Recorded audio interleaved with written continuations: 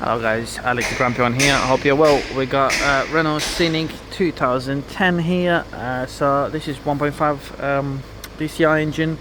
I'm going to show you where the glow plug control unit is located. There's the part number as well. So you have to take the inner wheel arch out, which is that one there. It's only held by plastic clips and a couple of 7mm screws there. Obviously take the wheel off. There's the new one in already. So it's located in here on the inside. There's a thread coming out and there's a 10mm holding it on. You need a deep socket for that. I advise getting the air pipe out of the way just to give you more room, and then obviously it's just held on there with the thread coming through.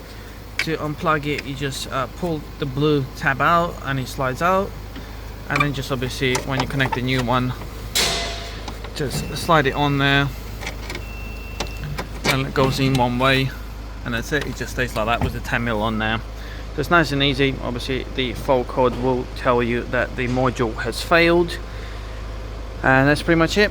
Fitting a new one usually fixes. It's a really common issue on them, and hopefully your glow plugs are not gone, because they are a bit of a pain to do and usually got a lot of carbon build up. So thank you very much for watching this video. I hope you found it helpful. If you did, don't forget to subscribe to my channel and comment below.